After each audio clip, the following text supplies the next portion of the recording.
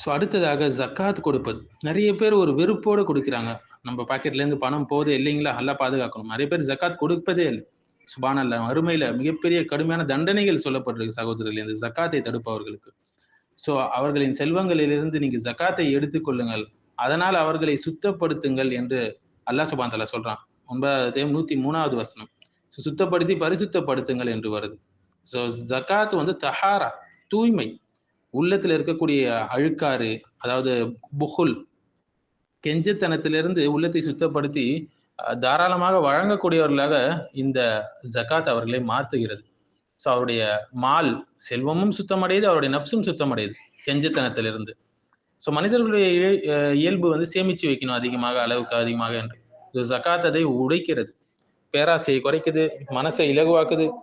மேலும் இது என்னுடைய பணம், நான் சம்பாதித்தது என்ற எண்ணம் குறைஞ்சு இது அல்லாஹ் எனக்கு வழங்கியது என்று உள்ளத்துல வந்து என்ன ஆகும்? தௌஹீத் உறுதியாகும். அல்லாஹ்வை பற்றி இந்த ருபூபியத்துடைய உணர்வு என்ன ஆகும்? வலுவடையும். தௌஹீத் உறுதிப்படுகிறது இந்த ஜக்காத்தை கொடுப்பதன் மூலியமாக. மேலும் நம்மளுடைய பாவங்களை எல்லாம் உள்ளத்துல சேகரிச்சிருக்கு. அதை கழுவுவதற்கு இந்த ஜக்காத் பாவத்தை அணைக்கக்கூடியதாக இருக்கு. எப்படி நீர் நெருப்பை அணைப்பதோ அது போல சகோதரர்களே, உள்ளத்தில் தேங்கிய பாவ கரைகளை கழுவுகிறது இந்த ஜக்காத். அவரை நல்ல ஒரு மனிதராக மாத்துகிறது. மேலும் முக்கியமான அடுத்த விஷயம், சமூகத்துல தூய்மை ஏற்படுத்துகிறது இந்த ஜக்காத்தால. உள்ளத்தில் மட்டுமல்ல, ஏழை பணக்காரன் என்ற இடைவெளி குறையும். அவங்களுக்கு உள்ள அந்த ஹசது குறையும்.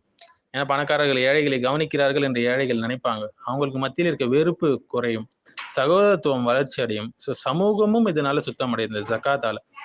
மேலும் அவருடைய செல்வத்திற்கு ஒரு மிகப்பெரிய ஒரு பாதுகாப்பு, அவருடைய வெல்த்தை பாதுகாக்கக்கூடியதாக இருக்கு. அகங்காரம் குறையும், நான் சம்பாதிக்கிறேன் என்ற பெருமை அவருக்கு அகலும். இது அல்லாஹ் கொடுத்தது என்ற எண்ணம் அவருக்கு வரும்.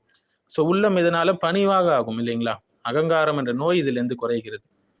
மேலும் ஷைத்தான் கொடுத்தால் குறையும் என்று பயன்படுத்துவோம். ஜக்காத்தின் மூலம் அந்த பயம் உடைகிறது. உள்ளத்தில் இருக்கக்கூடிய அந்த பயம் என்ற அந்த நோய் வந்து மாறி அவர் தாராளமான ஒரு நபராக மாறுகிறார். மக்களுக்கு வாழி வழங்குகிறார். மேலும் பரக்கத் அதிகரிக்கிறது. ஏனென்றால் வந்து வெளியில குறைவது போல தோன்றினாலும் அல்லாஹ் சுப்ஹானஹு வ தஆலா அது மிகப்பெரிய ஒரு பரக்கத்தை அவங்களுடைய வாழ்க்கையில வச்சிருக்கான். நிச்சயமாக நம்மளுடைய அக்கௌண்ட்ல இருந்து மறுமையுடைய அக்கௌண்ட்டுக்கு டிரான்ஸ்ஃபர் பண்றதுதான் சகோதரர்களே இந்த ஜக்காத் என்பது. நன்மைகளாக டிரான்ஸ்ஃபர் பண்றோம். மேலும் இந்த துன்யாவுடைய ஆசை உள்ளத்திலிருந்து குறைஞ்சு உள்ளம் சுத்தமாகி மறுமையுடைய நினைவு அதிகமாக ஆகும். வருடத்துக்கு ஒரு முறை நாம கணக்கெடுக்கிறோம். அதே போல நியாய தீர்ப்பு நாள்ல அல்லாஹ் நம்மளை கணக்கெடுப்பான். அப்போ நம்ம மாட்டிக்கொள்ளக்கூடாது. அந்த பொறுப்புணர்வு நமக்கு இருக்கும். பொறுப்புணர்வு மேல்படும் போது நிச்சயமாக அவர் என்ன செய்வார்? ஆகிராவுடைய நினைவு அதிகமாகும். மேலும் துன்யாவுடைய ஆசை கம்மியாகும்.